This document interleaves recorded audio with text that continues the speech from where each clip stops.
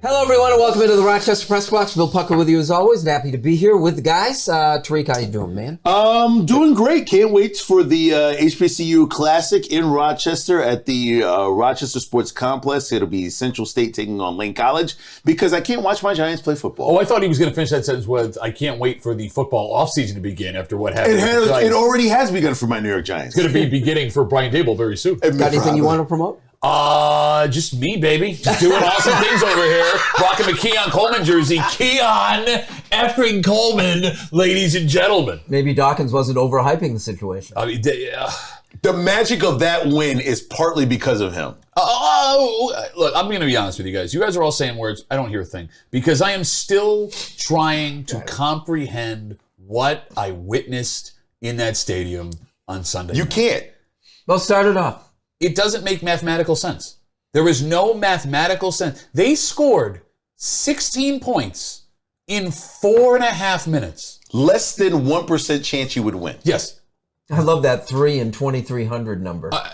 The NFL teams that were behind by 15 or more points, 4 minutes left in the game, over, I think, the last 5 years, something like 3 and 2,300. By the way, are they the only team to be down 15 with 4 minutes left to win in regulation? Now, I'm going to say something controversial, and I know that the old heads that watch this show are going to be a little upset with me, but I was at that greatest comeback I'm game. already upset. Okay, Here it comes. Here it comes, I folks. would argue that what the Bills did in that game on Sunday night is more impressive than what they did against the Houston Oilers in the greatest comeback wildcard playoff game. Now, the stakes were higher in the playoff game, obviously. It's a legendary memory. But the Bills not only had an entire half to score, to make up the 35 points they were down, whatever, it took overtime for them to win. The Bills won that game down 15 points with 4.5 minutes left in regulation. Josh Allen throws a tipped touchdown pass on 4th and 2, 20 yards to Keon Coleman to keep it alive. They didn't onside kick, and they scored 16 points. And you're throwing a punt in there. There was a kickoff and a punt thrown in there. Whoa! Derrick Henry, who I would argue is the strongest running back in the history of the NFL, was stood up by Ed Oliver himself while he Mike Tyson multiple times hooked a ball out of his hand. Nothing that I saw made sense. And I'll be honest with you, I'm horrified that in the next couple of minutes, I'm going to open my eyes and it'll be Monday morning and the Bills were beat by 40 and Derrick Henry had 2 more 80-yard touchdowns. It doesn't make sense, guys.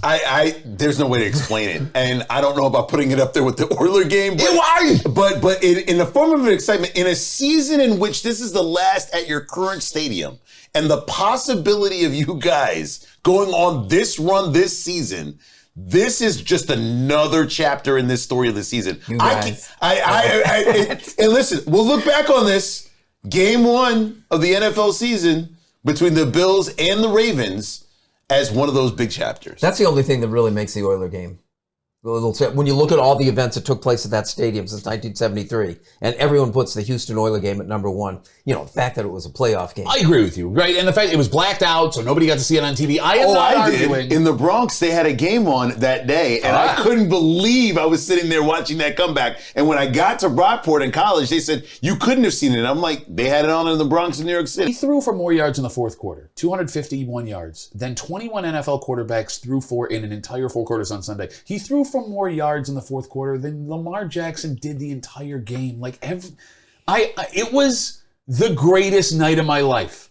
Short of my wedding, and the birth of my children. Now I was thinking of a couple of things. Where do I have to protect the rest of my life? It's those 3. That's it. What marriage, children, that game. The only thing that'll eclipse is the Super Bowl win. Whenever the Bills win the Super Bowl, that will be the greatest night of your life. So anybody discussing this game and trying to find something negative about it fell back on the whole thing that the Bills are too Josh Allen reliant. But which I have an issue only because they spent the whole first half trying to do anything but little screens or running the ball. They were doing everything, trying everything else.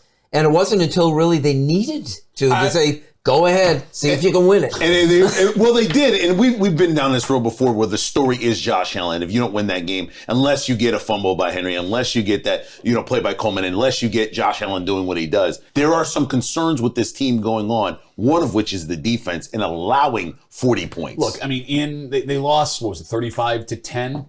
something like that, week 4 of last season. Derrick Henry in the regular season is a monster. And the Bills, even when he was in Tennessee, had a really hard time stopping Derrick Henry. For whatever reason, when Sean McDermott sees a team for the second time in a regular season, the defense is buttoned up.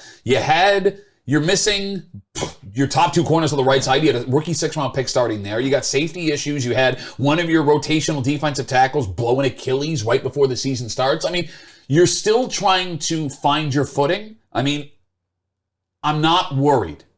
Yeah, there's some things still to play with here. The chapter between Allen and Jackson is just unbelievably written now. It's awesome. It makes you want to see the next time these 2 teams meet, and I believe they will meet again in the playoffs.